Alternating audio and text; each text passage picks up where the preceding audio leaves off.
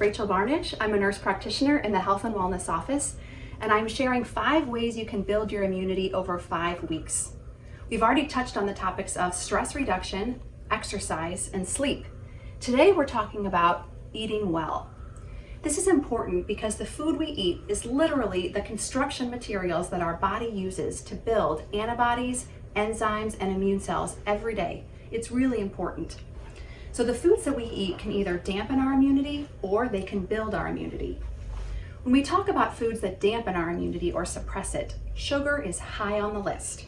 So sugar will stun your white blood cells, some of your natural killer cells, for up to 6 hours after you eat it, so they can't do their job. Highly processed foods and fried foods, in general, junk foods don't help our body fight infection. So when you start to feel sick or a cold coming on, one of the fastest things you can do is start to limit your sugar intake, and your body will be able to fight that pathogen better.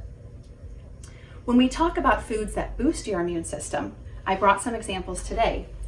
This is not an all-inclusive list. There are many foods that help us, but one would be green tea.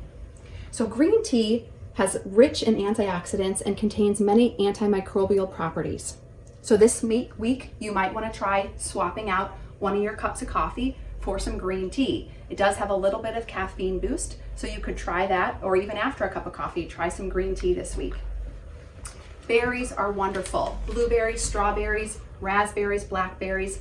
These are potent in containing lots of phytonutrients that really help your immune system. So they're a healthy and yummy way to stay strong. You could add some to your yogurt or cereal or snack. So try and incorporate some of those this week. Garlic has natural antiviral and antibacterial properties. So if you like to cook, you can throw some extra cloves into your pasta or your stir fry. You can also buy this in powder or capsule form, and I've known some few brave souls that have tried it raw, so you could try that if you want. Citrus fruits, so oranges, lemons, grapefruits, these are well known for delivering abundant vitamin C. Great way to start your day, having an orange, or even adding some lemon juice to warm water is a wonderful way to cleanse your system and stay healthy. Turmeric is a spice that you can add to vegetables, stir fries, rice. It has lots of anti-inflammatory properties. It's this orange color. You can also buy it in a tea form if you want to try that. Or you can also buy it in capsule form as a powder. So you could try some of these foods.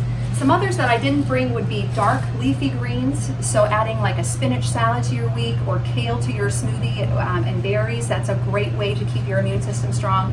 They have lots of vitamins and nutrients. Salmon and sardines are an excellent source of vitamin D, which I'll talk more about next week, but they would also boost your immune system. And finally, fermented foods. So these contain a lot of beneficial bacteria. Examples would be sauerkraut, or you'll see in the supermarkets kombucha, which is a drink that has a lot of beneficial bacteria. So you could try some of these foods throughout the course of your week to keep your immune system strong this semester. Thank you for listening. I hope to see you next week for our last talk on immunity, and please see us in the Health and Wellness Office at any time.